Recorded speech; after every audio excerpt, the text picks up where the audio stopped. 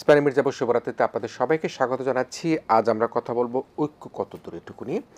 প্রিয় দর্শক, নিশ্চয়ই আপনারা প্রত্যেকেই অবগত আছেন এবং আমরা দেখতে পাচ্ছি যে অন্তর্বর্তীকালীন সরকার যখন দেশ পরিচালনা করছে তার পূর্বেই পতিত আওয়ামী সরকার, তার সরকার প্রধান শেখ হাসিনা সহ তার দলের যারা বড় নেতাকর্মী প্রত্যেকেই কিন্তু দেশ থেকে পালিয়ে গিয়েছেন। দু চারজন যারা আছেন তারা জেলে আছেন, আইনের আওতায় আছেন। সে অবস্থার প্রেক্ষাপটে আমরা যখন 5ই আগস্ট ছাত্র জনতার বিপ্লবের মধ্যে দিয়ে দেশে একটি অভ্যুত্থানের মধ্যে দিয়ে আওয়ামী সরকারের পতন হলো, তখন কিন্তু আমরা দেশের মধ্যে সকল রাজনৈতিক দল, শ্রেণী পেশার মানুষ, ছাত্র জনতা সকলের মধ্যে একটা ঐক্যবদ্ধতা আমরা দেখতে পেয়েছি। কিন্তু কেন জানি মনে হচ্ছে এই সময়ে এসে আমরা সে ঐক্যের মধ্যে কিছুটা আমাদের চ্যালেঞ্জ দেখা দিচ্ছে। এবং সে অবস্থার প্রেক্ষাপটে আমরা আজকে এই ঐক্য কতদূর এই বিষয়ে আলোচনা করবার জন্য একজন অত্যন্ত নির্মোহ অতিথি, যাকে আমি জুলাই যোদ্ধা হিসেবে আখ্যায়িত করতে চাই, যিনি ফ্রন্টলাইনার হিসেবে তার লিখনী, তার বক্তব্য, তার কথা, তার আচার আচরণের মধ্যে দিয়ে সব কিছুর মধ্যে দিয়েই ফ্যাসিজমের বিরুদ্ধে, অন্যায় অত্যাচারের বিরুদ্ধে যিনি কথা বলবার চেষ্টা করেছেন, তিনি হচ্ছেন নির্বাচন ব্যবস্থাপনা সংস্কার কমিশনের প্রধান ও সুজন সম্পাদক ডক্টর বদিউল আলম মজুমদার। স্যার, আপনাকে স্বাগত জানাই আমাদের আজকের আয়োজনে। এসে উপস্থিত থেকে আমাদেরকে অতিথিদেরকে অন্তত পক্ষে আমাদের যারা ATN বাংলা দর্শক তাদেরকে কিছু কথা বলবার জন্য।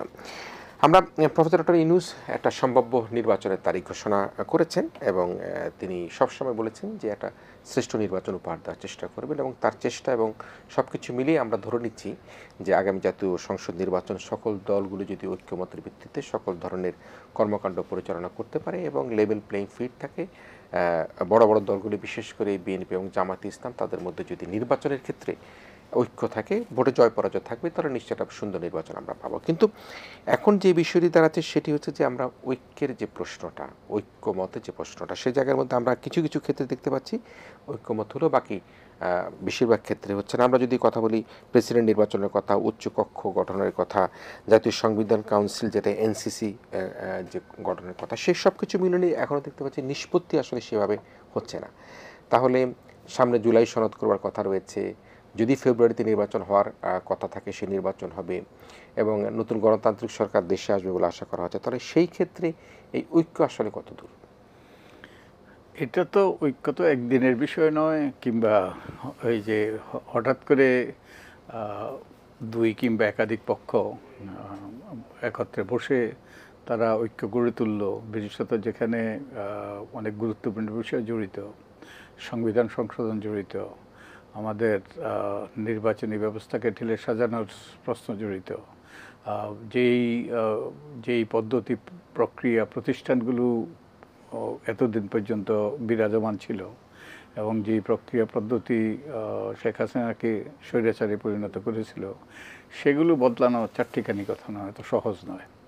আর এখানে অনেকগুলো দল যুক্ত আছে, অনেক মত, দলগুলোর মত পথ ভিন্ন, এবং এগুলো অত্যন্ত গুরুত্বপূর্ণ বিষয়, অনেক ক্ষেত্রে স্পর্শকাতর বিষয়। তাই ঐক্যমত্যে বোঝা সহজ নয়, যদিও আমরা চেষ্টা করে যাচ্ছি। আমরা ঐক্যমত্য কমিশনের পক্ষ থেকে, আমি নির্বাচন ব্যবস্থা সংস্কারের কমিশনেরই প্রধান ছিলাম তা নয়, আমি ঐক্যমত্য কমিশনের একজন সদস্য, যে ঐক্যমত্য কমিশনের প্রধান প্রফেসর ইউনূস। তা আমরা রাজনৈতিক দলের সাথে আলাপ আলোচনা করছি। আমরা যেটা করেছি, সরকার তো কতগুলো নির্বাচনী সংবিধান এবং জনপ্রশাসন, পুলিশ, তারপরে দুর্নীতিমুক্ত করার জন্য কতগুলো সুপারিশ প্রণয়নের জন্য 6টা সংস্কার কমিশন প্রথম গঠন করে, তারপরে এরপরে আরও 5টা গঠন করে, 11টা সংস্কার কমিশন গঠন করে, যাতে তারা কতগুলো সংস্কার প্রস্তাব উত্থাপন করে, যেগুলো বাস্তবায়নের মাধ্যমে আমরা স্বৈরাচারী ব্যবস্থা, যেই পদ্ধতি প্রক্রিয়া স্বৈরাচারী ব্যবস্থাকে আমাদের উপর জেঁকে বসতে সহায়তা করেছিল, সেগুলো যেন আমরা পরিবর্তন করতে পারি। তো এই 6টি, ওই 11টি সংস্কার কমিশনের মধ্য থেকে প্রথম যে 6টি সংস্কার কমিশন, তাদের প্রধানদেরকে নিয়ে ঐক্যমত্য কমিশন, জাতীয় ঐক্যমত্য কমিশন গঠন করা হয়, যার প্রধান প্রফেসর ইউনূস। তো আমি এই 6 জনের একজন, 6টা সংস্কার কমিশনের প্রধানদের একজন আর প্রফেসর ইউনূস। তো আমরা যেটা করেছি, আমরা শত শত সুপারিশ করেছে এই 6টা সংস্কার কমিশন। এর থেকে 166টা সংস্কার সুপারিশ নিয়ে আমরা স্প্রেডশিট তৈরি করেছি। স্প্রেডশিট তৈরি করে রাজনৈতিক দলগুলোর কাছে পাঠিয়েছি। তো রাজনৈতিক দলগুলো এইগুলোর ব্যাপারে তাদের মতামত দিয়েছে, এবং এই মতামতের ভিত্তিতে লিখিত মতামত দিয়েছে অধিকাংশ রাজনৈতিক দল, এবং তার ভিত্তিতে আমরা প্রথম দফা রাজনৈতিক দলগুলোর সাথে আলাপ করেছি। প্রত্যেকটা রাজনৈতিক দলের সাথে, নিবন্ধিত রাজনৈতিক দল প্রায় 35টা রাজনৈতিক দলের সাথে আলাপ করেছি আমরা। তো এবং আমরা ভিন্ন ভিন্নভাবে এই যেই 166টা সংস্কার প্রস্তাব যে আমরা তাদের কাছে পাঠিয়েছি, এইগুলো সম্পর্কে তারা যে মতামত দিয়েছে, এই ব্যাপারে তাদের যদি কোনো প্রশ্ন থেকে থাকে সেগুলোর আমরা উত্তর দিয়েছি, এবং আমাদের সাথে আলাপ আলোচনা হয়েছে, এবং এর প্রেক্ষিতে তারা আগে যেই উত্তর দিয়েছে তার উত্তরও দিয়েছে তারা আমাদের সাথে আলাপের প্রেক্ষিতে। তো এইভাবে প্রায় 2 মাসের মতো আমরা রাজনৈতিক দলগুলোর সাথে আলাপ আলোচনা করেছি ব্যক্তিগতভাবে। যেমন আমরা বিএনপির সাথে 3 দিন ধরে আলোচনা করেছি, আমরা জামাতের সাথে 2 দিন ধরে আলোচনা করেছি, আমরা ছাত্রদের যে দল এনসিপি তাদের সাথে 2 দিন আলোচনা করেছি। তো এইভাবে আমরা আলোচনা করে প্রথম পর্ব শেষ করেছি। প্রথম পর্ব শেষ করে এখন আমরা দ্বিতীয় পর্ব শুরু করেছি। দ্বিতীয় পর্বতে আমরা সবগুলো রাজনৈতিক দল, প্রায় 30টা রাজনৈতিক দলকে নিয়ে একত্রে বসে ইস্যু ধরে ধরে, যেমন সংসদের উচ্চকক্ষ প্রতিষ্ঠা, উচ্চকক্ষের নির্বাচন, তারপরে নারীর প্রতিনিধিত্ব, তারপরে প্রধানমন্ত্রীর ক্ষমতা, প্রধানমন্ত্রীর মেয়াদ, তারপরে বিভিন্ন সাংবিধানিক প্রতিষ্ঠানের যে নিয়োগ, যেই নিয়োগের মাধ্যমে কিন্তু আমাদের যে পক্ষপাতদুষ্ট ব্যক্তিদেরকে নিয়োগের মাধ্যমে কিন্তু অনেকগুলো প্রতিষ্ঠানকে ধ্বংস করে দেওয়া হয়েছে। যেমন নির্বাচন কমিশনের 3টা সাবেক নির্বাচন কমিশনার, প্রধান নির্বাচন কমিশনার এবং অন্যান্য নির্বাচন কমিশনারদের বিরুদ্ধে মামলা হয়েছে, এবং একটা কমিটিও সরকার গঠন করেছে তাদের বিরুদ্ধে তদন্ত করার জন্য। কারণ এইসব ব্যক্তিদেরকে যখন নিয়োগ দেওয়া হয়েছে, তখন যেইভাবে নিয়োগটা দেওয়া হয়েছে, সরকারি দলের খয়ের খাদেরকে, পক্ষপাতদুষ্ট ব্যক্তিদেরকে নিয়োগ দেওয়া হয়েছে, যাতে এই রকম পক্ষপাতদুষ্ট ব্যক্তিদেরকে আর ভবিষ্যতে নিয়োগ না দেওয়া না যায়, এবং দল নিরপেক্ষ ব্যক্তিদেরকে নিয়োগ দেওয়া যায়। সেই জন্য আমরা এই সংবিধান এবং সংবিধিবদ্ধ প্রতিষ্ঠানগুলোতে নিয়োগের ব্যাপারে একটা কাঠামোর আমরা প্রস্তাব করেছি। তো এইসব বিষয়গুলো নিয়ে এখন আলাপ আলোচনা করছি। রাষ্ট্রপতির নির্বাচন, রাষ্ট্রপতি প্রধানমন্ত্রীর মধ্যে ক্ষমতার ভারসাম্য, সংবিধানের 90 অনুচ্ছেদের সংস্কার ইত্যাদি ক্ষেত্রে আমরা এখন আলাপ আলোচনা করছি, আলাপ আলোচনা শুরু করেছি, এবং আমরা আশা করছি যে এই আলোচনার প্রেক্ষিতে আমরা একটা ঐক্যমতে বুঝতে পারবো কতগুলো গুরুত্বপূর্ণ বিষয়ে। কারণ আমরা আশাবাদী যে আমরা একটা পর্যায়ে পৌঁছব। কিন্তু ডক্টর মজুমদার, আপনারা আশাবাদী, কিন্তু আমরা যখন গণমাধ্যমে দেখি বা আমরা যখন দেখি যে আপনাদের সাথে বিএনপি, জামাত বা এনসিপি যখন আলোচনা শেষ করে তারা তাদের নিজস্ব বক্তব্য যখন গণমাধ্যমের জন্য দেয়, তখন কিন্তু আমাদের কাছে মনে হয় আসলে কোথাও জানি এখনো পর্যন্ত আমরা এক সুতায় কিছু গাঁথতে পারছি না। হ্যাঁ, এক সুতায় তো গাঁথা সহজ নয়, কারণ বিভিন্ন দলের বিভিন্ন মত, তাদের নীতি আদর্শ আছে এবং তাদের অবস্থান আছে, সুস্পষ্ট অবস্থান আছে। তাই এর থেকে সরিয়ে আনা সহজ নয়। তবু আমরা আশাবাদী, কিছু ক্ষেত্রে এর মধ্যে ঐক্যমত্য সৃষ্টি হয়েছে, তবে কতগুলো মৌলিক বিষয় এখন ঐক্যমত্য সৃষ্টি হয় নাই। তো আমরা আশাবাদী যে আগামী মাসের মধ্যে আমরা। কিন্তু তাহলে আপনারা যে প্রস্তাবগুলো করছেন, আমরা যদি প্রধানমন্ত্রীর মেয়াদের কথাই ধরি, আমরা প্রেসিডেন্ট নির্বাচন, উচ্চকক্ষ, এনসিসির কথাই ধরি, তো এই প্রস্তাবগুলো কি মনে করেন আপনারা করবার পূর্বে আপনাদের এটি কি মনে হয় কিনা, বা সাধারণ মানুষের মধ্যে এই ধরনের মিশ্র প্রতিক্রিয়া তৈরি হয় কিনা, আপনাদের প্রস্তাবগুলো সঠিক হচ্ছে কিনা, কেন তারা মানছে না? ওকে, আমাদের আমাদের প্রস্তাবগুলো কিন্তু এগুলো হাওয়ার থেকে আসে নাই। এই প্রস্তাবগুলো ওই যে 6টা সংস্কার কমিশন, এই সংস্কার কমিশনগুলো বহু মানুষের সাথে, বহু অংশীজনের সাথে আলাপ করেছে। তারা রাজনৈতিক দলের সাথে আলাপ করেছে, রাজনৈতিক দলের কাছ থেকে লিখিত নিয়েছে, এবং তারা বিভিন্ন সমাজের বিভিন্ন ক্ষেত্রে, নাগরিক সমাজের প্রতিনিধি, তারপর নির্বাচিত প্রতিনিধি, তারপরে নারী পুরুষ, সমাজের সকল ক্ষেত্রের প্রতিনিধিদের সাথে আলাপ করেছে। আলাপ করে এই এবং তাদের যে অভিজ্ঞতা, তাদের যে বিবেক বুদ্ধি খরচ করে তারা এগুলো তারা সুপারিশ করেছে। তো এগুলো, হ্যাঁ, কারো কারো দ্বিমত থাকতে পারে, কিন্তু এগুলো সুচিন্তিত এবং এগুলো এই যে কাঠামোগত পরিবর্তন, আইনি পরিবর্তন, প্রাতিষ্ঠানিক পরিবর্তনের লক্ষ্যে করা হয়েছে। তো কিন্তু পরিবর্তন সবসময় কিন্তু পরিবর্তনের জন্য পরিবর্তন করা সহজ নয়, এবং পরিবর্তনের জন্য অনেক সময় নিজেদেরকে পরিবর্তন করতে হবে, নিজের দলকে পরিবর্তন করতে হবে, এবং এগুলোর ব্যাপারে সাধারণত একটা রেজিস্ট্যান্স থাকে, বিরোধিতা থাকে। পরিবর্তনের বিপক্ষে অবস্থান নেওয়াটা সহজ, কারণ পরিবর্তনটাই হলো স্বাচ্ছন্দ্যময়, তাই, এবং নীতি আদর্শের ভিন্নতা আছে, তাই এটা সহজ নয়। তবু আমরা আশাবাদী যে আমরা কী জন্য এই পরিবর্তনগুলোর কথা বলছি। আমি আগেও বলেছি, আবারও বলতে চাই যে কারণ কতগুলো প্রতিষ্ঠান, নিয়ম, আইনি কাঠামো, পদ্ধতি, এগুলো কিন্তু শেখ হাসিনাকে স্বৈরাচারে পরিণত করেছে, দানবে পরিণত করেছে। শেখ হাসিনা তো কিন্তু এই ট্যাঙ্কে চড়ে কিন্তু ক্ষমতায় আসে নাই। শেখ হাসিনা উর্দি পড়েও ক্ষমতায় আসে নাই। শেখ হাসিনা এসছে নির্বাচনের মাধ্যমে, যদিও সেই নির্বাচন নিয়ে 2008 সালের নির্বাচন নিয়ে প্রশ্ন আছে, কিন্তু যেই পদ্ধতি, প্রক্রিয়া, প্রতিষ্ঠান বিরাজমান ছিল, সেটাই তাকে স্বৈরাচারে পরিণত হওয়ার ব্যাপারে সহায়তা করেছে। এরপরে শেখ হাসিনা নিজে আরও আইন কানুন, বিধিবিধানে পরিবর্তন করেছে, যেমন এই যে কতগুলো নিবর্তনমূলক আইন করেছে, সংবিধানের ৫ম সংশোধনী পাশ করেছে, যেগুলো করে, এবং দমন পীড়ন করেছে এই সকল আইন কানুন, বিধিবিধান প্রয়োগ করে, যেটা তাকে দানবে পরিণত করেছে।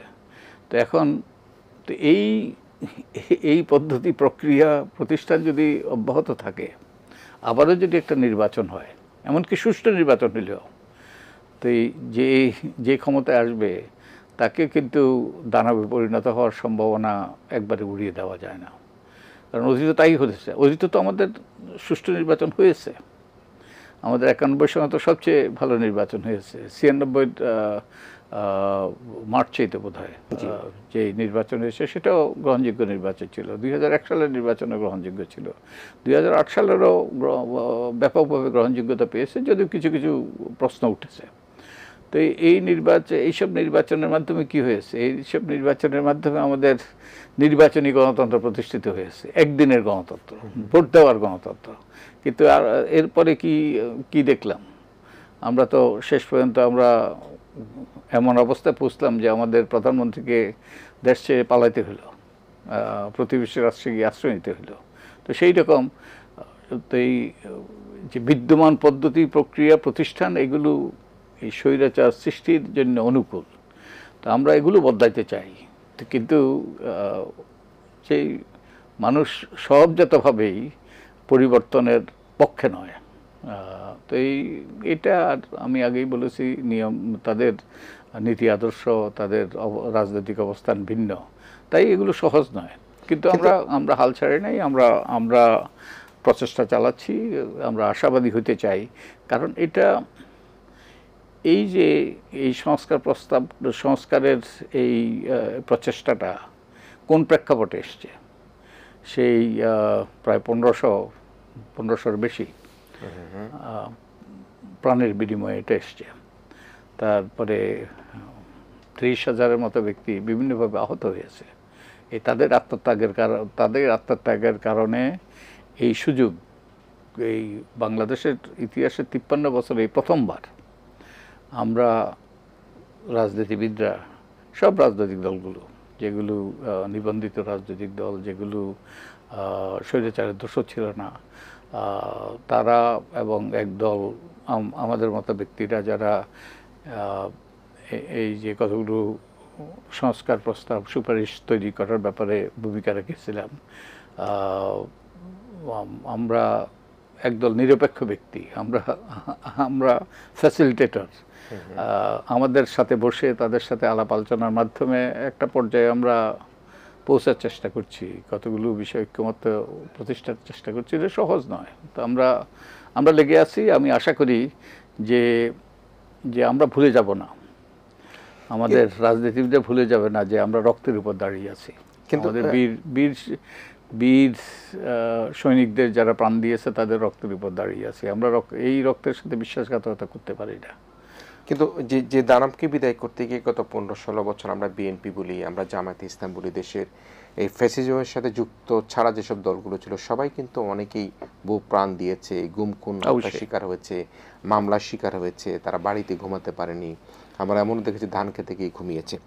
তো সেই অবস্থার প্রেক্ষাপটে দানবকে বিদায় করবার পরে আবার যদি ক্ষমতায় আসলে আপনি যেটি বলছিলেন, যদি আবার অটোমেটিকলি প্রক্রিয়াগতভাবে যদি আবার দানব তৈরি হয়ে যায়, তাহলে সেই অবস্থায় আমাদের এখানকার মধ্যে ব্যর্থতা কোথায়? কেন আমরা সবাইকে মিলে আমরা সবাই ব্যর্থ হব? আমরা যারা চেষ্টা করছি পরিবর্তনের, আমরা যদি সফল না হই তাহলে আমরা ব্যর্থ, এবং এর মাসুল কিন্তু আমাদের ভবিষ্যৎ বংশধরকে দিতে হবে, এবং ইতিহাস আমাদেরকে ক্ষমা করবে না। আমাদের দায়িত্ব আছে, আমাদের দায় আছে, এই দায় আমাদেরকে শোধ করতে হবে যাতে অতীতের পুনরাবৃত্তি না ঘটে। আবার যেন আমাদের ছেলে মেয়েদেরকে, আমাদের সাধারণ মানুষকে যেন রক্ত না দিতে হয়, আবার যেন সেই বন্দুকের সামনে, সেই গুলির সামনে বুক পেতে না দিতে হয়। এবং এই যে এইসব 1500-র বেশি প্রাণহানি ঘটেছে, এবং এতগুলো ছেলে মেয়ে, এতগুলো সমাজের, এমনকি সাধারণ মানুষ, তারা প্রাণ দিয়েছে, তারা আহত হয়েছে, তা তো কিছুর জন্য, কোনো কিছু প্রাপ্তির জন্য করে নাই। এটা একটা সুন্দর ভবিষ্যৎ, এটা গণতান্ত্রিক ভবিষ্যৎ, একটা দুর্নীতিমুক্ত ভবিষ্যৎ, এমন একটা ভবিষ্যৎ যেখানে এই যে তাদের অধিকারগুলো প্রতিষ্ঠিত হবে, ভোটাধিকার থেকে শুরু করে এইসব অধিকার, অন্যান্য অধিকার, মানবাধিকারগুলো প্রতিষ্ঠিত হবে। তা তো নিঃশর্ত এবং নিঃস্বার্থভাবে তারা প্রাণ দিয়েছে। তা আমরা কি একটু এই যে আমরা কিছু ত্যাগ করতে পারবো না? ত্যাগ করে আমরা একমত হতে পারবো না যাতে আবারও স্বৈরাচারের পুনরুত্থান না ঘটে? স্যার, এই একমতের ক্ষেত্রে যদিও তিনটি প্রধান দল, ছাত্র দলকেও আমরা একটা প্রধান দল হিসাবেই ধরে রাখি এখন এই মুহূর্তে আলোচনার টেবিলের মধ্যে, বিএনপি, জামাত এবং আমরা এনসিপির কথা বলি, মানে কাদের মধ্যে বেশি আপনি দেখেন যে গ্যাপটা বেশি, যেটা তারা অনেক ক্ষেত্রেই একমত হতে পারছে না? আমরা বিভিন্ন ক্ষেত্রে ভিন্ন মত আছে, কিন্তু কোনো কোনো ক্ষেত্রে কোনো কোনো দলের মধ্যে তাদের ওই যে তারা কাছাকাছি তাদের অবস্থান, আবার কোনো কোনো দলের মতের পার্থক্য প্রকট অন্যান্যদের তুলনায়। তো এটা বলা দুরূহ, কারণ অনেক ক্ষেত্রে ভিন্ন ভিন্ন মত আছে, এবং ভিন্ন তাদের মত এবং তাদের অবস্থান পরিবর্তন হচ্ছে আলাপ আলোচনার প্রেক্ষিতে। আর সবচেয়ে বড় কথা, আমাদের জাতি, পুরো জাতি দেখছে এটা, টেলিভিশনের সুবাদে, গণমাধ্যমের সুবাদে সবাই দেখছে কার কি অবস্থান, কার কি যে অবস্থান তারা নিচ্ছে, যেই প্রস্তাবগুলো তারা দাঁড় করাচ্ছে, তার পক্ষে তাদের যুক্তি কি সবাই দেখতে পাচ্ছে, এবং এটা সম্পূর্ণ স্বচ্ছতার মাধ্যমে এটা ঘটছে। স্যার, এই যে প্রধানমন্ত্রীর মেয়াদ নিয়ে যেটি একটা ভাস ছিল, সেটা তো সুরাহার পথ একটা তৈরি হয়ে গেছিল, সেখানে কি ছিল এমন একটা সুরা? যে প্রধানমন্ত্রীর কোনো কোনো সংস্কার কমিশনের পক্ষ থেকে প্রস্তাব এসছে সর্বোচ্চ 2 মেয়াদ। তারপরে আবার কারো কারো থেকে প্রস্তাব এসছে 2 মেয়াদ, কোনো কোনো সংস্কার প্রস্তাব এসছে সর্বোচ্চ 2 বার। তো আমরা মোটামুটি একটা অবস্থানে পৌঁছেছি, 2 মেয়াদ মানে সর্বোচ্চ 10 বছর, আচ্ছা, সর্বোচ্চ 2 বছর। কিন্তু এর সাথে কিছু দল এর সাথে শর্ত সাপেক্ষে এটা একমত। শর্ত সাপেক্ষে যে দলগুলি কারা? যে আমাদের বড় দল আছে, কিছু কিছু ছোট দলও আছে। তো এই তারা এর সাথে শর্ত জুড়ে দিয়েছে, এটা তারা একমত হবে যদি যে আমাদের যেই সকল প্রতিষ্ঠান আছে, সাংবিধানিক প্রতিষ্ঠান, যেমন নির্বাচন কমিশন, সরকারি কর্ম কমিশন, তারপরে আমাদের আরও কিছু প্রতিষ্ঠান আছে যেগুলো সাংবিধানিক নয়, আইন দ্বারা সৃষ্ট বিধিবদ্ধ প্রতিষ্ঠান, সংবিধিবদ্ধ প্রতিষ্ঠান, যেমন দুর্নীতি দমন কমিশন। তো এগুলোতে আমরা প্রস্তাব করেছি এগুলোর নিয়োগ যেন নির্দলীয় ব্যক্তিরা এইসবে নিয়োগ পায়। কারণ এইসব প্রতিষ্ঠানে দলীয় ব্যক্তিরা নিয়োগের ফলেই কিন্তু আমরা মহাবিপদে পড়েছি, আমাদের অধিকার হরণ করা হয়েছে, আমাদের ভোটাধিকার থেকে আমরা বঞ্চিত হয়েছি। যেমন এই গত 3টা নির্বাচন কমিশন, একটা সরকার তো একটা কমিটি গঠন করেছে তাদের ব্যাপারে তদন্ত করার জন্য, আর এই 3টা কমিশনের বিরুদ্ধে মামলা হয়েছে এবং 2 জন সাবেক প্রধান নির্বাচন কমিশন এখন গ্রেপ্তার হয়ে তারা কারাগারে আছেন, এবং একজন প্রধান নির্বাচন কমিশনকে, সাবেক প্রধান নির্বাচন কমিশনকে হেনস্থা করা হয়েছে, যেটা নিন্দনীয়, চরমভাবে নিন্দনীয়, আইনের লঙ্ঘন সুস্পষ্টভাবে। তো এই কারণ এইসব ব্যক্তিরা যেই প্রক্রিয়া তাদেরকে নিয়োগ দিয়েছে, তাদের বিরুদ্ধে অভিযোগ হলো তারা পক্ষপাতদুষ্ট, এবং পক্ষপাতদুষ্ট হওয়ার কারণেই তারা যে বিতর্কিত নির্বাচন, তারা কারচুপির নির্বাচন করেছে, যাতে ভবিষ্যতে এই রকম ব্যক্তিরা নিয়োগ না পায়। সেই জন্য আমাদের পক্ষ থেকে যে প্রস্তাব করা হয়েছে, আমাদের রাষ্ট্রপতি কিংবা রাষ্ট্রপতির একজন প্রতিনিধি, প্রধানমন্ত্রী, বিরোধী দলের নেতা নেত্রী, তারপরে আমাদের স্পিকার, তারপরে এই ধরনের ব্যক্তিরা, সর্বদলীয় ব্যক্তিরা বসে তারা যে সবার কাছে গ্রহণযোগ্য ব্যক্তিদেরকে তারা নিয়োগ দেবে, যাতে পক্ষপাতদুষ্ট ব্যক্তিরা নিয়োগ না হয়, তারা আমাদের নির্বাচন ব্যবস্থাকে ধ্বংস করতে না পারে, তারা আমাদের প্রশাসনিক ব্যবস্থাকে ধ্বংস করতে না পারে, ইত্যাদি ইত্যাদি। এবং এটা, এবং এর মাধ্যমে আরেকটা যেটা আমরা করার চেষ্টা করছি, একটা নূতন সংস্কৃতি। আমাদের দেশে সব সমস্যার সমাধান করার চেষ্টা করা হয়েছে রাজপথে, আন্দোলনের মাধ্যমে, জ্বালাও পোড়াও ইত্যাদির মাধ্যমে। তো এগুলো তো কোনোদিন সমস্যার সমাধান হয়নি, সমস্যা বড় ব্যাপক হয়েছে, প্রকট হয়েছে, ভয়াবহ হয়েছে, সহিংস হয়েছে, এবং এটাই কিন্তু দমনপীড়ন, ব্যাপক দমনপীড়নের পরিণত হয়েছে এগুলো। তো আমরা নূতন সংস্কৃতি, যে এইভাবে রাস্তায়, রাজপথে এগুলো সমস্যার সমাধানের বৃথা চেষ্টা না করে আলাপ আলোচনার টেবিলে বসে গুরুত্বপূর্ণ ব্যক্তিরা, এখন তো আমাদের গত বেশ কয়েক বছর থেকে আমরা আমাদের যে গুরুত্বপূর্ণ নেতৃত্ব, একে অপরের সাথে বসা তো দূরের কথা, বসে চা খাওয়া তো দূরের কথা, তারা একে অপরের ছাড়াও মারাইতো না, এবং এটাই কিন্তু আমাদেরকে আমাদের জন্য বিপর্যয় ডেকে এনেছে। আমরা এই নূতন সংস্কৃতি বসে, একত্রে বসে আলাপ আলোচনার মাধ্যমে সবচেয়ে গ্রহণযোগ্য ব্যক্তিকে যেন আমরা এইসব কমিশনে বসাতে পারি, সেটি হচ্ছে আমাদের লক্ষ্য। জি দর্শক, আমরা কিছু কিছু কিছু দল এ ব্যাপারে দ্বিমত আছে তাদের। জি দর্শক, আমরা ঐক্য কতদিন নিয়ে আলোচনা করতে গিয়ে আমরা যেটি বুঝতে পারলাম, ডক্টর বদিউল আলম মজুমদার যেটি বললেন, তিনি হচ্ছে যে আসলে তাদের চেষ্টা অব্যাহত আছে, যে ফ্যাসিজমের তৈরি হয়েছিল যাতে ভবিষ্যতে সেই ফ্যাসিজম তৈরি না হয়, সে কারণের জন্যই কিন্তু ঐক্যমত্য কমিশনের মাধ্যমে সকল প্রকার সুপারিশ নিয়েই এই আলোচনা চলছে, এবং তিনি আশাবাদী যে একটা পর্যায়ে গিয়ে হয়তো বা সকলে মিলে আমরা একটা পথ আবিষ্কার করবো, যে পথের মধ্যে দিয়ে আমরা ঐক্যমত খুঁজে পাবো। আমরা ছোট্ট বিরতি নিচ্ছি, প্রিয় দর্শক, আমরা আবারও ফিরে আসবো। আমাদের প্রিয় অতিথি ডক্টর বদিউল আলম মজুমদার আমাদের সাথে থাকবেন ছোট্ট একটা বিরতির পর।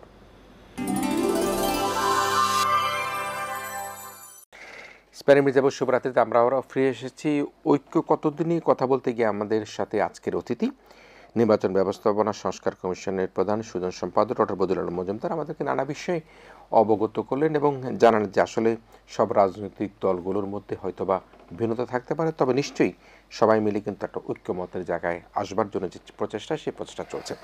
যেহেতু স্যার আপনাকে পেয়েছি, আমরা একটু নির্বাচন নিয়েও কিন্তু কথা বলতে চাই, আমাদের আলোচনার আগে এসছে, এবং যে নির্বাচন নিয়ে আপনার দীর্ঘদিন থেকে আপনার সংগ্রাম লড়াই আপনি চালিয়ে আসছেন নানা রকমভাবে, আমি দেখেছি যে অনেক আর্টিকেল আপনি লিখবার চেষ্টা করেছেন, বলেছেন, এবং আপনি প্রথম উত্থাপন করেছেন যে নির্বাচনী অপরাধে অভিযুক্ত ব্যক্তিদেরকে শাস্তির আওতায় আনবার জন্য। আমার স্পষ্ট মনে আছে, আমার অনুষ্ঠানেও আপনি বলেছেন, হয়তো আরও অন্য অন্য গণমাধ্যমে আপনি বলেছেন যে এই যে নির্বাচন কমিশনে যারা আছেন তারা যদি নির্বাচনী অপরাধ করে থাকে, তারা যদি জাল ভোটের জন্য ষড়যন্ত্র করে থাকে, তাহলে কী হবে। সে অবস্থার প্রেক্ষাপটে আমরা দেখেছি যে প্রধান 3 জন নির্বাচন কমিশনার 24 জনের বিরুদ্ধে মামলা হয়েছে, 2 জন গ্রেপ্তার হয়েছে, তারা কারাগারে আছেন। তারা নিজেরাই কিন্তু বলছেন যে নির্বাচন কিন্তু তারা ঠিকমতো করতে পারেন। দুজনেই কিন্তু ভিন্ন ভিন্নভাবে তাদের মতামত দিয়েছেন, এবং একজন বলেছেন আমি আগে জানলে, হাবিবুল্লাহ সাহেব বলছেন আমি আগে জানলে হয়তোবা এই পদে থাকতাম না, বা আমি পদত্যাগ করবার কথা বলছেন। সেটি যাই হোক, কিন্তু এখন যে প্রশ্নটি সেটি হচ্ছে যে যেটি নিয়ে আপনিও কিন্তু বারবার কথা বলেছেন, সেটি হচ্ছে যে তত্ত্বাবধায়ক সরকার প্রথা যিনি বাতিল করলেন, যে বিচারপতি খায়রুল হক, বিচারপতি শব্দটি ব্যবহার করা কতটা কি যুক্তিসঙ্গত আমি জানি না, বিচারপতি খায়রুল হক যিনি একটা আদালতকে ব্যবহার করে মিথ্যা রায়ের মাধ্যমে সংক্ষিপ্ত রায়, পরবর্তী পূর্ণাঙ্গ রায় ছুটির পরে দিয়ে এই তত্ত্বাবধায়ক সরকার প্রথা বাতিল করে দিয়ে বাংলাদেশের নির্বাচন ব্যবস্থাকে একেবারেই খাদের কিনারে নিয়ে গিয়েছিলেন। তিনি কিন্তু দেশে নাই, আমরা শুনেছি তিনি দেশ থেকেও, তিনিও আমি শব্দটা এভাবেই বলে পালিয়ে গিয়েছে। তো আমরা প্রধান নির্বাচন কমিশনারদেরকে গ্রেপ্তার করেছি, হয়তোবা আপনারা বারবার বলছেন যে এই যারা ডিসি এসপিরা যেখানে শতভাগ ভোট পড়েছে তাদের শাস্তি আনা, কিন্তু বিচারপতি খায়রুল হক যিনি তত্ত্বাবধায়ক সরকার বাতিল করলেন, সেই বিষয়ে নিয়ে আপনার বিশ্লেষণ কি? অবশ্যই আমি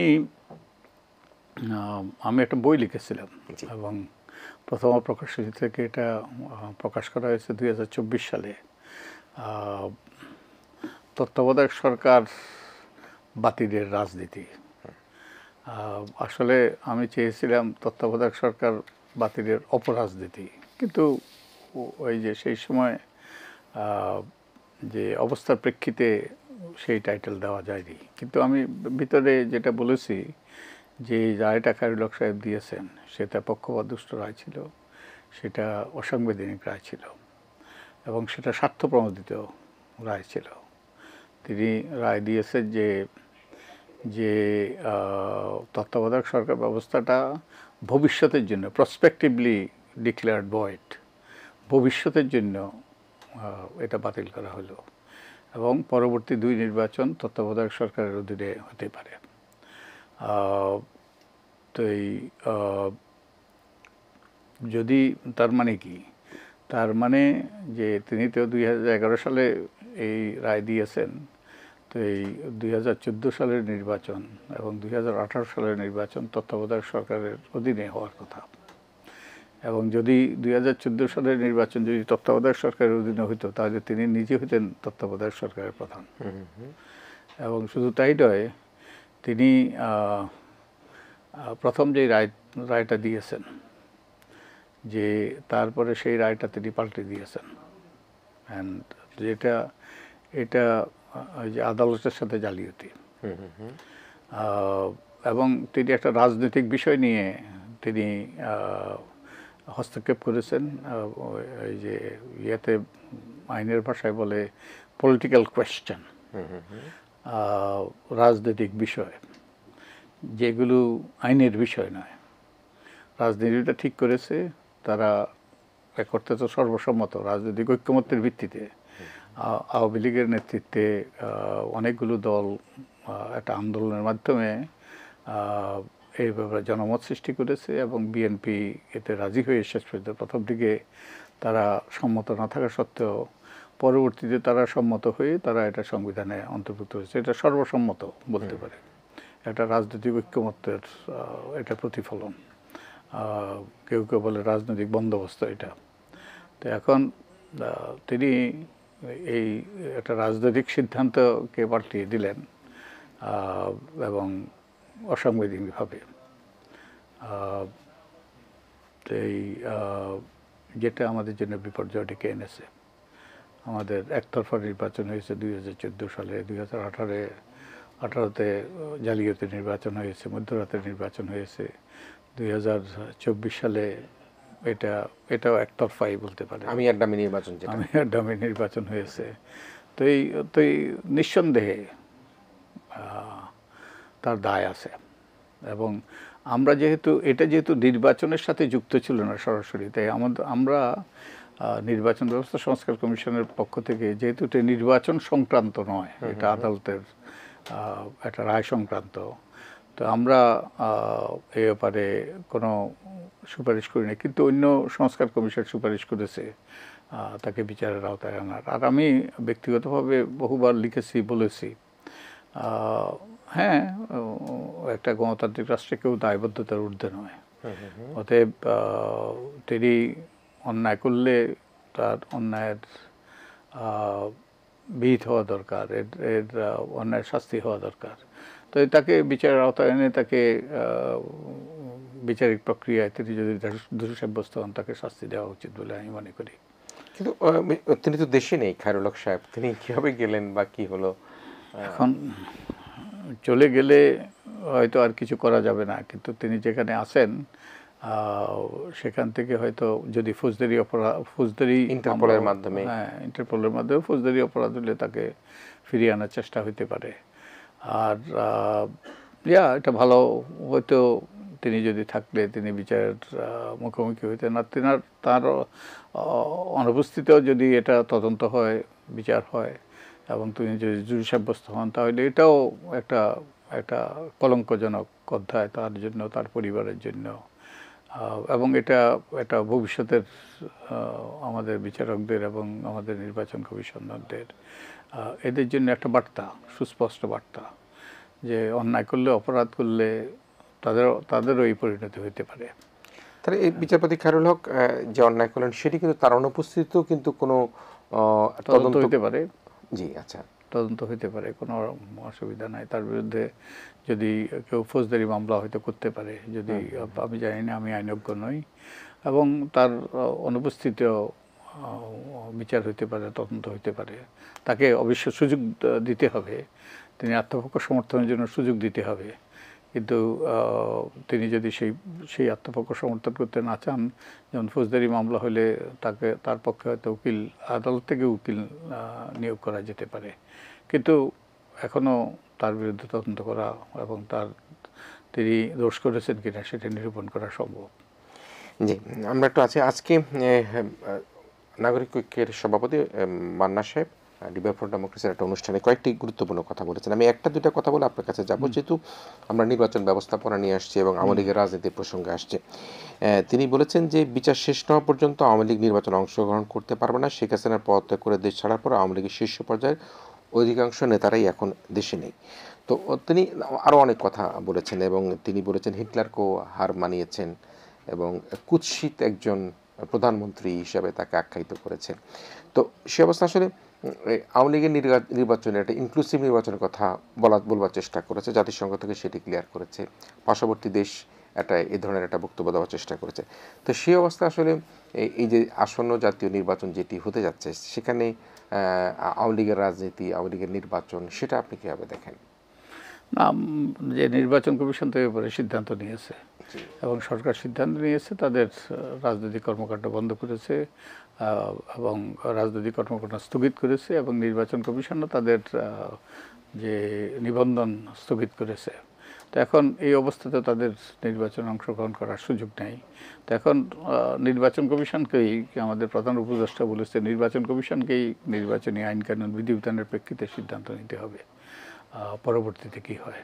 তো এখনকার যে সিদ্ধান্ত, সেই সিদ্ধান্ত অনুযায়ী তারা এই যে আগামী নির্বাচনে অংশগ্রহণ করতে পারবে না বলেই মনে হয়। মানে এতে আপনি কি মনে করেন? এটা একটা সিদ্ধান্ত হয়েছে, এই যারা কর্তৃপক্ষ তারা সিদ্ধান্ত নিয়েছে আইন কানুন বিধিবিধানের প্রেক্ষিতে, সেটা ওই যে আমরা নাগরিক হিসাবে আমাদের গ্রহণ করতে হবে। আপনার ব্যক্তিগত মতামত? আমার কোনো ব্যক্তিগত মতামত নেই এতে। তার মানে আওয়ামী লীগ আগামী জাতীয় নির্বাচনে অংশগ্রহণ করতে পারছে না। তাই তো সিদ্ধান্ত। জি, আমরা আরেকটা বিষয় আসি, যেটি আপনিও বারবার বলার কথা বলেন, আরপিও সংসদের মাধ্যমে যে তফসিল ঘোষণার পর নির্বাচনী পরিবেশ না থাকলে ইসিকে যে কোনো সময় ভোট বন্ধ করার এখতিয়ার সেটি বন্ধ করা ছিল, সেটি আসলে এখন কি করণীয় রয়েছে? এখন এগুলো যদি এই ক্ষমতা নির্বাচন কমিশনের আছে। নির্বাচন কমিশনের বস্তুত অনেকে বলে নির্বাচন কমিশনের সুষ্ঠু নির্বাচনের খাতিরে দিনকে রাত করা ছাড়া, রাতকে দিন করা ছাড়া রূপকর্থে সব কিছুই করতে পারে। বস্তুত আমাদের সুপ্রিম কোর্টের একটা রায় আছে, আপিল বিভাগের একটা রায় আছে, যে সুষ্ঠু নির্বাচনের খাতিরে তারা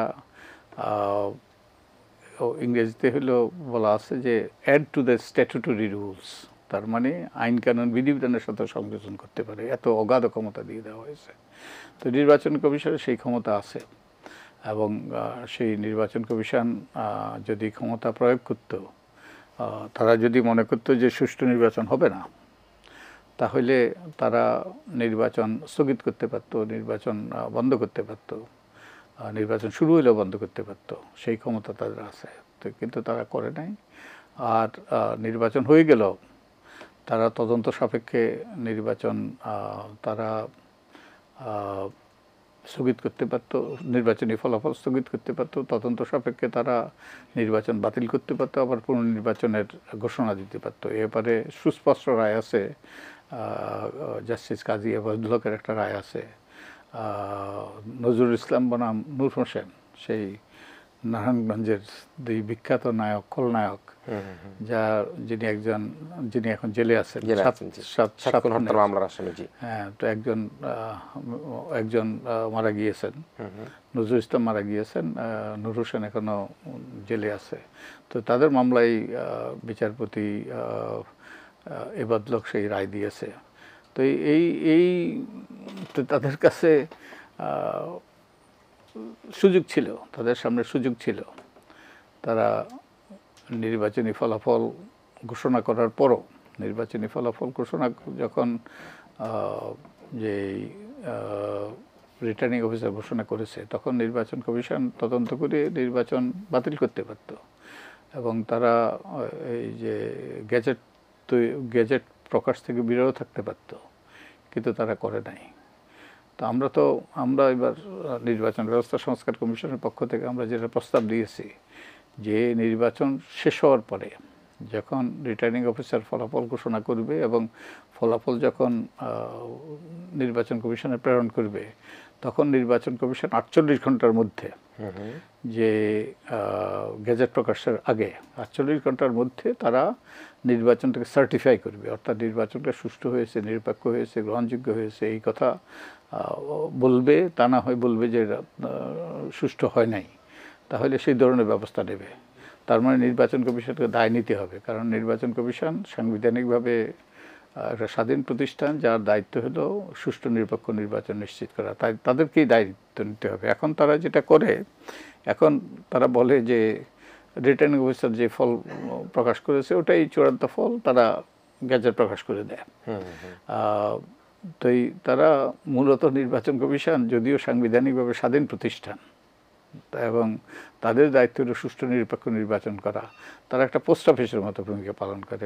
একটা চিঠি আসলো, যে সিল দিয়ে আবার পাঠিয়ে দিল, কিন্তু তাদের কিন্তু দায় নিতে হবে। সেই সুপারিশ আমরা করেছি, এবং আমরা আরও সুপারিশ করেছি যে গত 3টা নির্বাচন কমিশনের, তাদের বিরুদ্ধে যেহেতু অভিযোগ আছে, গুরুতর অভিযোগ আছে, তাদের ব্যাপারে তদন্ত করার, এই জন্য একটা কমিটি করার, সরকারের মধ্যে কমিটি গঠন করেছে। এই কমিটি গঠন করার প্রয়োজনীয়তা দেখা দিল, কারণ তারা যখন দায়িত্বে ছিল তখন তাদের বিরুদ্ধে ব্যবস্থা নেওয়ার একটা সুযোগ ছিল। আমাদের সংবিধানের 158 অনুচ্ছেদ অনুযায়ী নির্বাচন কমিশনের বিরুদ্ধে যদি অসদাচরণের অভিযোগ ওঠে, তখন রাষ্ট্রপতির দ্বারস্থ হওয়া যায়। রাষ্ট্রপতি তখন সুপ্রিম জুডিশিয়াল কাউন্সিল গঠন করে তাদের বিরুদ্ধে ব্যবস্থা নিতে পারে। কিন্তু তারা যখন দায়িত্বে আর থাকবে না, তখন আর তাদের বিরুদ্ধে ব্যবস্থা নেওয়ার সেই সুযোগ, সেই দ্বার রুদ্ধ হয়ে যায়। তো সেই জন্য আমরা প্রস্তাব করেছি এই রকম কারো বিরুদ্ধে যদি অভিযোগ উঠে তারা দায়িত্বে না থাকে তাহলে তাদেরকে তদন্ত করে তাদের বিরুদ্ধে ব্যবস্থা নেওয়ার, যাতে দায়বদ্ধতা প্রতিষ্ঠিত হয়। এটা গুরুত্বপূর্ণ। একটা গণতান্ত্রিক রাষ্ট্রে কেউ দায়বদ্ধতার ঊর্ধ্বে নয়। নিশ্চয়ই প্রিয় দর্শক, আমরা আবার একটা বিরতি নিচ্ছি। আমাদের সাথে রয়েছেন ডক্টর বদিউল আলম মজুমদার। আমরা ইস্পানি মির্জাপুর শুভরাত্রিতে আবার একটা বিরতির পর কিছুক্ষণের মধ্যে আপনার কাছে ফিরে আসছি। ইস্পানি মির্জাপুর শুভরাত্রিতে আমরা আবারও ফিরে এসেছি। আমরা কথা বলছিলাম ঐক্য কতদূর নিয়ে, এবং এ বিষয়ে কথা বলবার জন্য ডক্টর বদিউল আলম মজুমদার আমাদের সাথে রয়েছেন। আমরা নানা প্রশ্নের মধ্যে শেষ আলোচনায় যেটি নির্বাচন কমিশনের যে দায় এবং একটা ইলেকশন শেষে একটা সার্টিফিকেট প্রদানের মাধ্যমে সেটাকে জাস্টিফাই করা, শুধুমাত্র যে ভোটের ফলাফল ঘোষণা করার পর গেজেট দিয়ে দিলেই সেখানে দায়মুক্ত হয় না।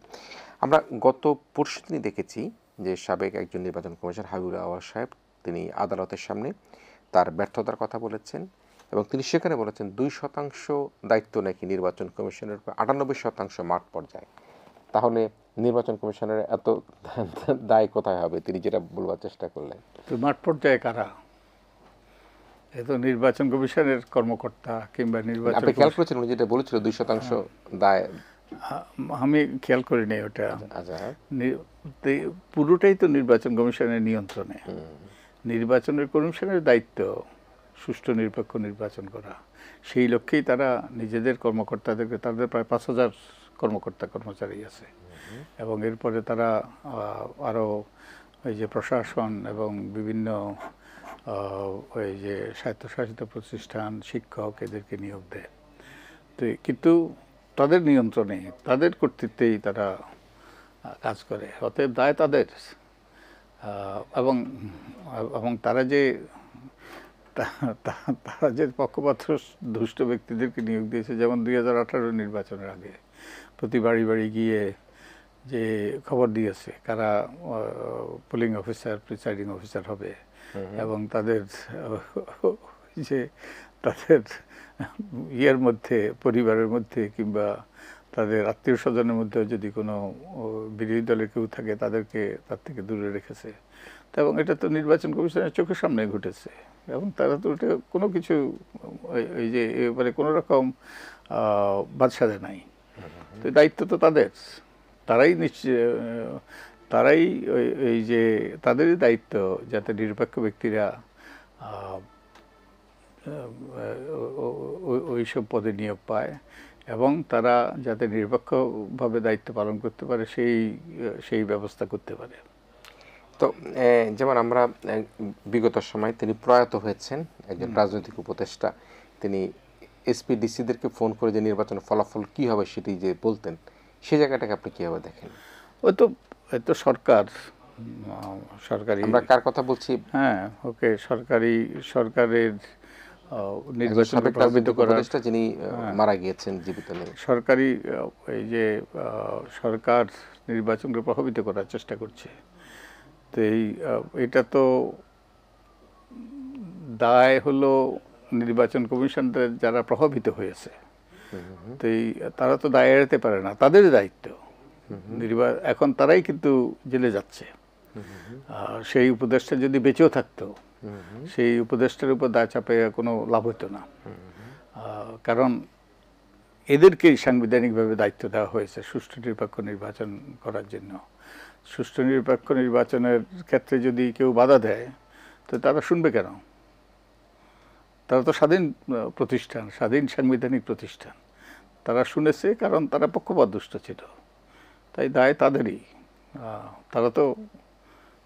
তারা এই যে যারা তাদের প্রভাবিত করার চেষ্টা করেছে তাদেরকে বলতে পারতো যে এটা তোমাদের কাজ নয়, আমরা কি করব না করব এটা আমাদের দায়িত্ব।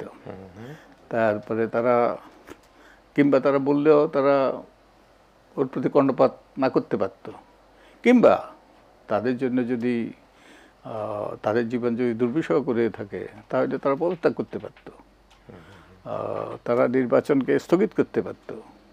এইসব তো সিদ্ধান্ত তাদের নিতে হতো।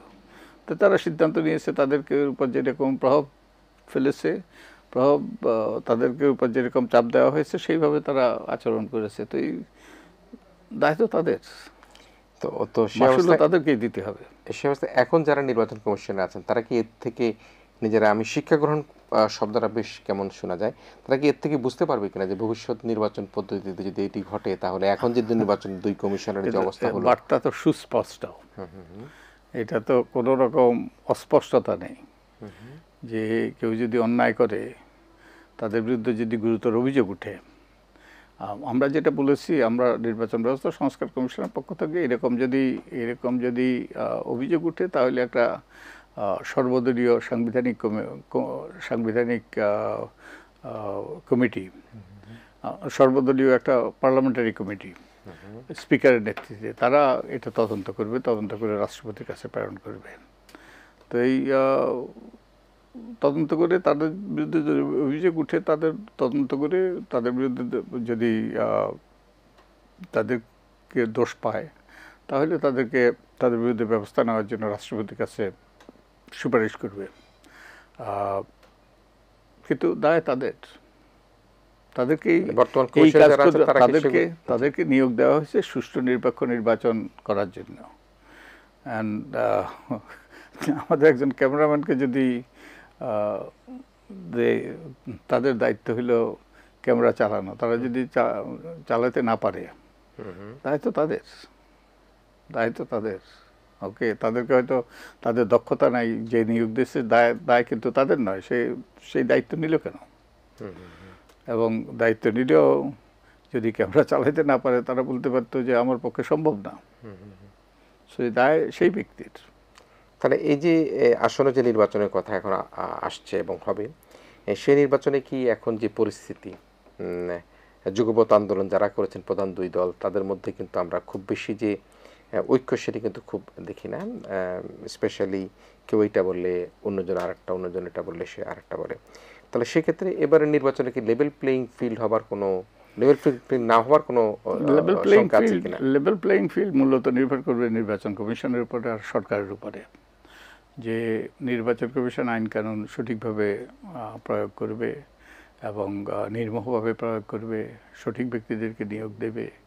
সরকার আইনশৃঙ্খলা রক্ষাকারী বাহিনী যাতে সক্রিয় হয়, নিরপেক্ষভাবে দায়িত্ব পালন করে, এবং একই সাথে প্রশাসন যাতে তাদের ভূমিকা সঠিকভাবে পালন করে। তাই অনেকের উপর নির্ভর করবে একটা লেভেল প্লেইং ফিল্ড। তারপরে রাজনৈতিক দলগুলোর উপর নির্ভর করবে। তারা যদি ছলে বলে কলে কৌশলে যদি নির্বাচনী বৈতরণী পার হইতে চায়, তারা যদি ওই যে পেশি শক্তির আশ্রয় নিতে চায়, টাকা পয়সা ব্যয় করতে, টাকার বিনিময়ে মনোনয়ন কিনতে চায়, কিংবা টাকার বিনিময়ে তারা ভোট কিনতে চায়, তাহলে সঠিক যে নির্বাচনী মাঠ সমতল হবে না। এবং এগুলো সব কিছু নিয়ন্ত্রণ করা, সব কিছু নিশ্চিত করার দায়িত্ব হলো নির্বাচন কমিশনের। নির্বাচন কমিশনকেই সিদ্ধান্ত দিতে হবে যে এই পরিস্থিতি বিরাজ করছে, ওটা সমতল ক্ষেত্র বিরাজ করছে কিনা। এবং সমতল ক্ষেত্র যদি বিরাজ না করে, তাহলে নির্বাচন তারা পিছিয়ে দেওয়ার জন্য আমরা করেছি, আমরা সেই সুপারিশও করেছি। নির্বাচন কমিশন যদি মনে করে যে সুষ্ঠু নির্বাচন হবে না, যেমন হাবিবুর এখন স্বীকার করছে সুষ্ঠু নির্বাচন হবে না, তাহলে তারা সর্বসম্মতের সিদ্ধান্ত নিয়ে তারা রাষ্ট্রপতির কাছে, রাষ্ট্রপতির মাধ্যমে উচ্চ আদালতে শরণাপন্ন হতে পারে। উচ্চ আদালতের তারা নির্দেশে, উচ্চ আদালত থেকে তারা গাইডেন্স নিয়ে তারা নির্বাচন স্থগিত করার আমরা সুপারিশ করেছি। মানে পুরো নির্বাচন, হ্যাঁ, পুরো নির্বাচন, মানে নির্বাচন ব্যবস্থা যদি দেখে যে কোনোভাবে লেভেল প্লেইং ফিল্ডের মধ্যে চ্যালেঞ্জে পড়ছে, তাহলে তারা চাইলে যে রাষ্ট্রপতির মাধ্যমে আদালতে একটা রেফারেন্স পাঠিয়ে আদালতের যে নির্দেশনা নিয়ে তারা নির্বাচন স্থগিত করার আমরা সুপারিশ করেছি। তো সেক্ষেত্রে তো নির্বাচন নিয়ে সবাই তো কেউ খুব দ্রুত নির্বাচন চায়। যদি এই ধরনের ঘটনা থাকে, যেমন এনসিপি থেকে তারা কিন্তু নির্বাচন কমিশনে তারা বলেছেন যে একটা আপত্তি তুলেছেন। জামাত ইসলাম কিন্তু স্পষ্ট না করলেও নানামুখী আলোচনা রয়েছে। তো সে অবস্থায় লেভেল প্লেইং ফিল্ড নিয়ে যদি প্রশ্ন উত্থাপিত হয়, এবং আবার যদি সেটাকে প্রশ্ন উত্থাপিত, যদি প্রশ্নটার তো যৌক্তিক হতে হবে। হ্যাঁ, যে কোনো ব্যক্তি যে কোনো কিছু বলতে পারে, কিন্তু এটা ওই যে এর পেছনে সত্যতা থাকতে হবে, অভিযোগ করলেই তো হবে না। তো এই কিন্তু যদি গুরুতর পরিস্থিতি বিরাজ করে, যেমন অতীতে যেমন ওই যে বিরোধী দলকে নির্বাচনী প্রচার প্রচারণা চালাতে দেওয়া হয় নাই, তারপরে তাদের উপর জেল জুলুম করা হয়েছে, তারপরে তাদেরকে বিভিন্নভাবে বাধাগ্রস্ত করা হয়েছে, এগুলো তো কোনোভাবেই এই যে সুষ্ঠু নিরপেক্ষ নির্বাচনের জন্য সহায়ক পরিবেশ সৃষ্টি করে নাই। তো এইরকম পরিস্থিতি হলে তো সেই নির্বাচন তো বিতর্কিত হবে। তো এই বিতর্কিত নির্বাচন যাতে না হয়, সুষ্ঠু নিরপেক্ষ নির্বাচন যাতে হয়, তখন নির্বাচন কমিশনকে সেই ক্ষমতা দেওয়া দরকার। কারণ সুষ্ঠু নির্বাচনটাই আমাদের কাম্য, বিতর্কিত নির্বাচন আবারও আমাদেরকে বিপদের দিকে ঠেলে দেবে। যে একেবারে সবশেষে, যেহেতু আমরা ঐক্যমত্য কমিশনের আপনি সদস্য এবং সেখানে গুরুত্ব সহকারে প্রতিদিনই আলোচনা থাকেন, রাজনৈতিক দল যারা স্টেক হোল্ডার তাদের প্রতি আপনার পরামর্শ কি? আমরা যেন আমাদের শহীদদের আত্মার ত্যাগের কথা ভুলে না যাই। তারা নিঃস্বার্থভাবে প্রাণ দিয়েছে বাংলাদেশের জন্য একটা নূতন ভবিষ্যৎ সৃষ্টি করার জন্য, একটা আত্মনির্ভরশীল ভবিষ্যৎ, একটা আত্মমর্যাদাপূর্ণ ভবিষ্যৎ, একটা গণতান্ত্রিক ভবিষ্যৎ, যেখানে দুর্নীতি দুর্বৃত্তায়ন থাকবে না, যেখানে মানুষের অধিকার প্রতিষ্ঠিত হবে, মানবাধিকার নিশ্চিত হবে। সেরকম একটা বাংলাদেশের জন্য তারা বিনা দ্বিধায় প্রাণ দিয়েছে। তা আমরা যেন তাদের রক্তের প্রতি বিশ্বাসঘাতকতা না করি, তাহলে ইতিহাস আমাদেরকে ক্ষমা করবে না। সেক্ষেত্রে তাদের প্রতি উপদেশটা কি? এখন যেরকম ঐক্যের জায়গায় আমরা দেখতে পাচ্ছি তাদের যেই আমরা সংস্কার প্রস্তাবগুলো ব্যাপারে আমরা তারা গভীরভাবে ভেবে, এবং যেগুলো আমাদের গণতান্ত্রিক ব্যবস্থাকে পরিচালিত করবে, সুষ্ঠু নিরপেক্ষ নির্বাচনের পথ সুগম করবে, আমাদের গণতান্ত্রিক উত্তরণের পথকে প্রশস্ত করবে, সেগুলো সম্পর্কে একমত হওয়া দ্রুততার সাথে। এবং তারা যত দ্রুততার সাথে একমত হবে মৌলিক বিষয় সম্পর্কে, ততই নির্বাচনের জন্য পরিবেশ অনুকূল হবে। তো এক অর্থে তো বলটা কিন্তু রাজনৈতিক দলের কোর্টে। তারা যত দ্রুত রাজি হবে মৌলিক সংস্কারের ব্যাপারে, তত দ্রুত যে সমতল ক্ষেত্র প্রস্তুত হবে এবং সুষ্ঠু নির্বাচনের পথ সুগম হবে। জি, প্রিয় দর্শক, আমরা একটা সুষ্ঠু নির্বাচনের পথ সুগম হোক এবং সকলের মধ্যে একটা ঐক্যের সুবাতাস বয়ে যাক, সেটি প্রত্যাশা করি। একটি সুষ্ঠু সুন্দর নির্বাচন অনুষ্ঠিত হোক, যে নির্বাচনের মধ্যে দিয়ে একটা লেভেল প্লেইং ফিল্ড থাকবে, রাজনৈতিক হানাহানি ধ্বংসাত্মক কোনো কার্যক্রম থাকবে না, এবং যে ফ্যাসিজমকে বিদায় করা হচ্ছে সেই ফ্যাসিজমের উত্থান যাতে আর ভবিষ্যতে বাংলাদেশে না ঘটে, সেটি কিন্তু আমাদের জন্য বড় একটা শিক্ষণীয় বিষয় হয়ে থাকবে। এ প্রত্যাশা করে আমরা আমাদের আজকের ইস্পানি মির্জাপুর শুভরাত্রি এখানে শেষ করছি। আমি ডক্টর বদিউল মজুমদার আপনাকে ধন্যবাদ জানাচ্ছি। প্রিয় দর্শক, আপনাদেরকেও ধন্যবাদ জানাচ্ছি। আপনারা ভালো থাকবেন, সবাই মিলে ভীষণ ভালো থাকবেন।